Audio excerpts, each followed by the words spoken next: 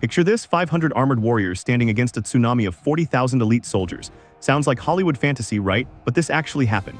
In the scorching summer of 1565, the most powerful empire on Earth launched nearly 200 warships toward a speck of land floating in the Mediterranean's azure waters. Their mission? Crush a tiny garrison that dared to exist. This wasn't just about capturing territory. It was about dominating an entire sea and deciding the fate of two civilizations locked in mortal combat. The Ottoman Sultan Suleiman, called the Magnificent for good reason, had zero doubts about the outcome. His war machine had steamrolled through empires and kingdoms alike. But he overlooked something critical. Standing in his way was a 70-year-old commander named Jean Parasat de Valette, a man whose iron determination could outlast any stone fortress.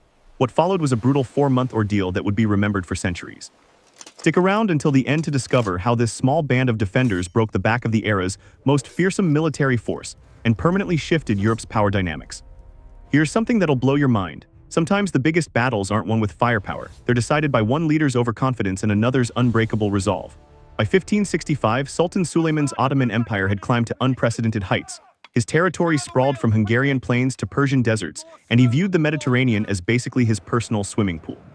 But there was one irritating splinter in his otherwise flawless empire: the Hospitaller Knights, also known as the Knights of Malta. These warrior monks whom Suleiman had kicked off the island of Rhodes years before had regrouped in Malta. From this rocky outpost, they launched aggressive raids on Ottoman vessels, disrupting trade and humiliating the Sultan's navy. For Suleiman, this wasn't merely a strategic problem, it was deeply personal. He couldn't stomach the idea of these defiant crusaders operating right in his backyard. So he assembled one of history's most massive invasion fleets, determined to erase the order from existence permanently. Leading Malta's defenders was Grandmaster Jean de Valette. At 70, he dedicated his entire adult life to battling the Ottomans. He understood his adversary intimately, their battle tactics, their advantages, and crucially their vulnerabilities. Valette recognized that Malta wasn't just a rocky island, it was the Mediterranean's strategic keystone. If Malta crumbled, Sicily would follow like dominoes, then the Italian mainland itself. He transformed the entire island into one massive fortification, preparing for what most military experts considered a suicide mission. He assembled every available knight, hired soldier, and local volunteer, delivering a brutally honest speech. He offered them no promises of riches or glory, only grueling work and an honorable death. Yet his steel-hard confidence and unwavering determination sparked something in his men, inspiring them to fight beyond human limits. This wasn't simply an army clash. It was a showdown between two legendary commanders. Suleiman, who never accepted defeat and tolerated no opposition, versus Valette, who viewed this defense as his life's ultimate purpose. The Ottoman commanders, Lala Mustafa Pasha leading ground forces and Admiral Payali Pasha commanding the fleet, radiated absolute confidence. They gazed upon the tiny island with contempt, dismissing it as an easy target. This arrogance would prove to be their catastrophic miscalculation. They underestimated not just Malta's formidable fortifications, but the unbreakable spirit of the men manning those walls. The defenders weren't just preparing for combat, they were positioning themselves as humanity's last barrier against Ottoman expansion. So what matters more in warfare? Overwhelming numbers or a leader's unshakable spirit? Drop your thoughts in the comments below. Want to know what transformed this barren rock into an unconquerable stronghold? Malta lacked valuable natural resources, but its geographic layout was a defensive architect's dream. The centerpiece was the Grand Harbor, guarded by three formidable fortresses: St. Angelo, St. Michael, and St. Elmo. Fort St. Angelo, where the Grandmaster resided, represented the oldest and mightiest defensive structure. Positioned at Birgu Peninsula's tip, it commanded total control over the harbor entrance. Its walls incorporated cutting-edge fortification technology and could absorb punishment from even the era's most devastating cannons. Across the water on Singlia Peninsula stood Fort St. Michael. Combined with Birgu, these two bastions created a murderous crossfire zone that could annihilate any fleet attempting harbor entry. These twin fortresses represented the defenders' ultimate lifeline. Fort St. Elmo stood isolated at Sabera's Peninsula's point, directly facing the harbor mouth. Smaller and more exposed than its companion forts, its role was to absorb the invasion's first devastating wave and purchase precious time for the main defenses. Valette grasped a fundamental truth: defending Malta's open terrain was impossible. So he concentrated every resource on the fortifications surrounding the Grand Harbor. Each fortress was meticulously provisioned with provisions, fresh water, and ammunition stockpiles. Garrison formed a diverse but deadly force. At its core stood approximately 500 order knights, seasoned warriors for whom combat was their sacred calling. Supporting them were several thousand Spanish and Italian mercenaries, plus Maltese militia members fighting to protect their homeland and loved ones. Total defender count barely reached 9,000 men. Facing them was a 40,000-strong Ottoman juggernaut composed of the empire's finest soldiers. The force ratio stood at roughly 1-to-5. Not even counting the massive Ottoman naval armada. Valette personally toured every fortification, scrutinizing each detail with hawk-like intensity. He understood that in the approaching siege, no detail was insignificant. Any defensive weakness could spell disaster. He also established crystal-clear command structures. Each defensive sector was assigned to a battle-tested knight who carried complete accountability for his zone. Military discipline and organizational order mattered as much as wall thickness.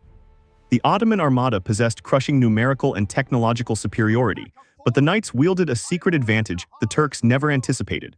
Ready to uncover why the Ottoman leadership made a devastating error before battle even commenced. Let me reveal the Ottoman army's best-kept secret. Its greatest vulnerability wasn't in weaponry, but in its commanders' minds.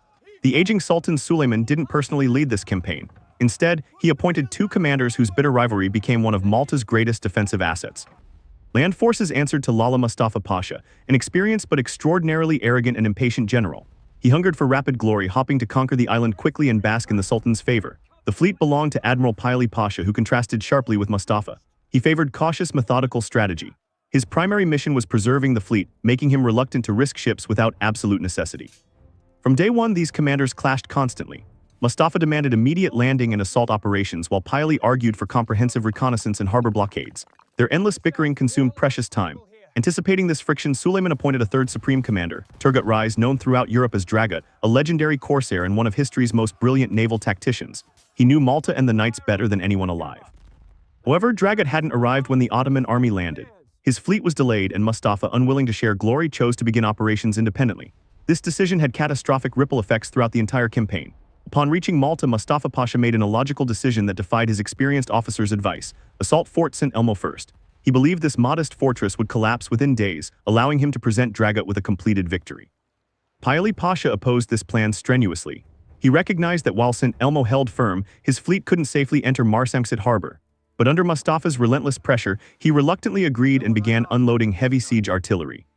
Thus, before the siege formally began, the Ottoman camp was already fractured by discord and disunity. The commanders pursued personal ambitions rather than unified strategy. This internal power struggle gifted Malta's defenders something invaluable: time. When Dragut finally reached Malta, he was absolutely furious. He witnessed that the army had gotten bogged down besieging a minor fort instead of attacking the primary fortifications. But changing course was impossible now, and he was forced to lead the St. Elmo siege while fully understanding how fundamentally flawed the initial strategy was. Can you guess what happened next? When 40,000 warriors threw themselves against a fort defended by merely a few hundred men, the Ottoman army established their beachhead on May 19th and immediately commenced Fort St. Elmo's bombardment.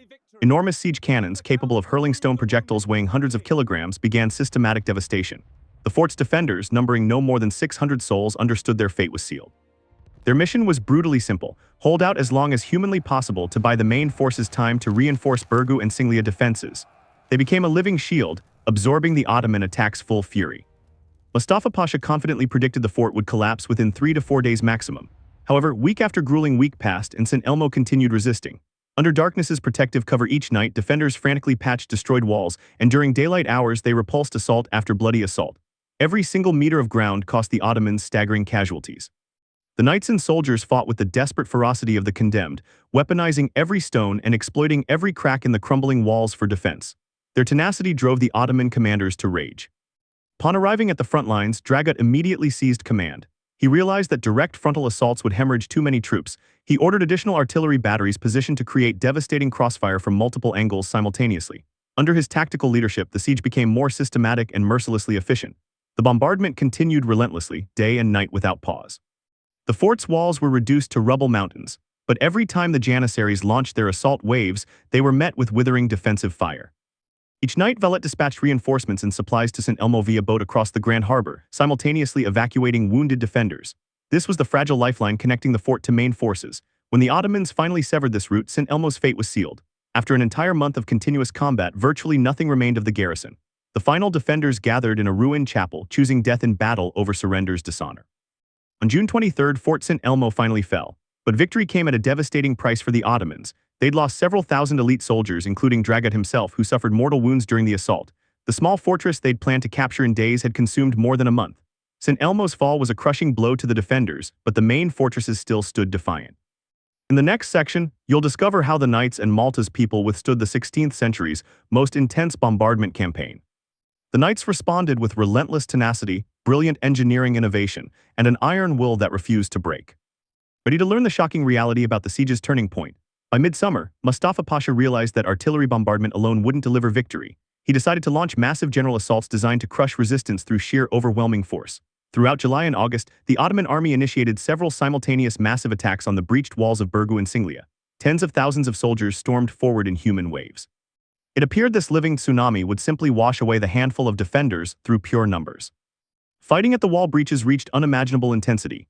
The defenders weaponized everything available to halt the attackers. They poured scalding oil and burning tar onto attackers' heads and hurled massive stones down upon them. The knights developed a terrifying special weapon, Greek fire. These were clay vessels packed with flammable mixtures that were ignited and hurled into dense attacker formations. This primitive but devastatingly effective weapon inflicted catastrophic damage. At one critical moment when the Janissaries had nearly broken through into the city, Jean de Valette himself appeared atop the wall. Despite his advanced age, he personally led the counterattack charge. His presence electrified the defenders and they successfully repelled the enemy breakthrough. The Ottomans also launched a massive amphibious assault from the sea. Dozens of landing boats packed with troops attempted to storm the Singlia Peninsula. However, they sailed directly into murderous fire from a concealed battery that the knights had strategically positioned at Fort St. Angelo's base. Each assault concluded in failure and staggering Ottoman casualties. Mountains of corpses littered the fortress approaches. Morale in the Ottoman camp began its downward spiral, while each repulsed attack boosted the defenders' confidence. The decisive assault's failure marked a psychological turning point in the siege. Mustafa Pasha watched his elite army melt away in futile attacks. He grew increasingly irritable and made increasingly rash decisions. The defenders, despite exhaustion and mounting losses, sensed that victory was actually possible. They observed fear and uncertainty creeping into their enemies' eyes. They held their positions, prepared for whatever came next. The Ottomans were physically and mentally exhausted, but they still possessed one final card to play. In the next chapter, we'll witness how a surprise rear attack nearly ended the siege prematurely. After the general assaults collapsed, Mustafa Pasha found himself in a desperate predicament. The siege was dragging on endlessly, casualties were astronomical, and discontent was festering throughout his army. He desperately needed some kind of victory to revive morale. So he decided on a risky gamble: strike at Malta's ancient capital city of Mdina, located in the island's interior. Mdina had weak fortifications, and its garrison consisted of merely a few dozen soldiers and militia volunteers. Mustafa anticipated easily capturing the city, plundering it, and thereby crushing the harbor defenders' morale. Commanding Mdina's defense was the elderly governor Don Mesquita. Upon learning of the approaching Ottoman troops, he didn't panic whatsoever. Instead, he executed a brilliant military deception worthy of military academy textbooks. He ordered every city inhabitant armed, including peasant refugees from surrounding villages who'd sought shelter behind the walls. He dressed them in military garb and positioned them along the walls to create the illusion of a massive garrison, intending to deceive Ottoman reconnaissance. Furthermore, Don Mesquita commanded his small artillery force to fire continuously but randomly. The cannon thunder was meant to convince the Ottomans that the city was preparing for prolonged, serious defense. It was pure psychological warfare designed for maximum impact. When the Ottoman detachment approached Mdina, their commander was stunned by what confronted him. Instead of a quiet, defenseless city, he observed walls bristling with soldiers and heard the roar of numerous cannons. Intelligence reports indicated Mdina's garrison was far larger than anticipated. The Ottoman commander, unwilling to get entangled in another protracted siege, refused to order the assault. He judged the risk too extreme. After brief consultation, the detachment turned back toward the main camp without firing a single shot. Don Mesquita's bluff worked flawlessly. He saved the city and its inhabitants without a single casualty. This bloodless victory carried enormous moral weight for all Malta's defenders. The Mdina attack's failure became the final straw for the Ottoman army. The soldiers' spirits were completely shattered. They realized they couldn't achieve victory on this cursed island. Mustafa Pasha raged, but he was powerless to change anything. His army was physically and psychologically devastated. The time he'd squandered so incompetently at the siege's beginning was now working against him with a vengeance. By late August, the Ottoman camp had become a depressing spectacle. 4 months of siege, the brutal Mediterranean sun, and constant failures had extracted their toll. The army's fighting spirit, once considered unstoppable, had crumbled. Disease began ravaging the camp. Clean water shortages and abysmal hygiene triggered dysentery outbreaks. Illness claimed more soldiers than fortress wall battles. Food supplies and gunpowder reserves were critically low. The fleet, anchored in exposed waters, faced constant threat from approaching autumn storms. Admiral Paoli Pasha increasingly insisted on abandoning the siege and returning home. Janissaries, the Ottoman army's elite corps, suffered the worst demoralization. Accustomed to swift victories, they couldn't comprehend why they couldn't break a handful of knights' resistance. Their casualties were devastating, and they flatly refused to participate in more senseless attacks. Mustafa Pasha completely lost situational control. He oscillated between fury and despair but could no longer compel his soldiers to fight with their former intensity. Camp discipline collapsed entirely. Among the defenders, conversely, there was growing elation. Despite their terrible exhaustion and enormous casualties, they sensed the enemy had weakened. They noticed the uncertainty in Ottoman attacks and heard rumors about problems in their camp. Valette masterfully maintained his men's morale. He constantly reminded them that Sicilian reinforcements were imminent. This hope of rescue gave them strength to endure the siege's final, most difficult days. The defenders learned to live under constant bombardment. Flying cannonball sounds no longer triggered panic. They became fatalists, understanding their fate was being decided in this very moment. The siege transformed into a psychological duel. The Ottomans lost at the instant they doubted their victory. The defenders, possessing nothing except faith and willpower, held firm. This psychological victory mattered no less than repulsing physical assaults. It demonstrated that even the most powerful army becomes powerless when its spirit breaks. The Knights of Malta won the battle for hearts and minds before winning the battle on the walls. From the siege's very beginning, Grandmaster Valette dispatched urgent messengers to Sicily pleading for assistance. A Spanish fleet under Viceroy Don Garcia de Toledo's command was stationed there. However, the viceroy hesitated, fearing engagement with the powerful Ottoman armada. Months crawled by and promised help still hadn't materialized. For Malta's defenders, this waiting was almost more agonizing than the actual battles. Hope alternated with despair, yet they continued believing they hadn't been abandoned. Don Garcia faced tremendous pressure. European monarchs on one hand demanded decisive action from him. On the other hand, he bore responsibility for Sicily's security and didn't want to risk his fleet. Finally, in early September, Don Garcia made his decision. He assembled approximately 8,000 troops and sailed toward Malta. It wasn't the massive army the knights had hoped for, but these were fresh, energetic soldiers. The landing, dubbed Grand Soccorso, Great Relief, succeeded brilliantly. Ottoman intelligence had completely missed the Christian fleet's arrival. Mustafa Pasha learned about the reinforcement landing when it was already too late. News of help's arrival triggered panic throughout the Ottoman camp. The exhausted and demoralized soldiers, hearing they'd have to face a fresh European army, completely lost their will to continue fighting. They began demanding immediate retreat. Mustafa Pasha, badly misjudging the reinforcement force's size, succumbed to the spreading panic. He ordered the siege lifted and evacuation preparations begun. The enormous Ottoman army began hastily boarding ships. Upon learning of the enemy's retreat, the fortress defenders couldn't believe their fortune. After 4 months of hell, they were saved. Their incredible perseverance and sacrifices hadn't been in vain. However, the story didn't end there. Mustafa, discovering the Christian army wasn't as large as he'd feared, decided to return and give battle, but his soldiers no longer wanted to fight. The final confrontation occurred on Malta's plains. The fresh Spanish regiments easily overwhelmed the hastily assembled ranks of exhausted Ottomans. The retreat transformed into chaotic flight. On September 13, 1565, the final Ottoman vessels departed Maltese waters. The Great Siege of Malta was finished. It had lasted nearly 4 months and became one of the 16th century's bloodiest military campaigns. The consequences for the Ottoman army were absolutely catastrophic. Of 40,000 troops deployed, barely 1/4 returned home alive. The finest regiments, including the Janissaries cream, were obliterated, and the Sultan's invincible army's prestige was irreparably shattered. The defenders also paid an enormous price. Nearly all knights, soldiers, and militia members were either killed or wounded. The island was completely devastated, with towns and villages lying in ruins. But this was a victory whose significance cannot be exaggerated. Malta's heroic defense halted Ottoman Empire expansion in the central Mediterranean. Suleiman's dream of complete sea control was permanently shattered. News of the victory spread throughout Europe like wildfire, causing widespread celebration. The Maltese knights and their Grandmaster Jean de Valette became living legends. They proved that even a small but determined force could stand against a mighty empire. After the siege, donations poured in from across Europe. With this funding, Valette began constructing a new fortress city, which was named in his honor, Valletta. This city became an enduring symbol of resilience and rebirth. The Great Siege of Malta entered history as a classic asymmetric warfare example. It demonstrated that battle outcomes aren't solely determined by troop numbers and artillery power.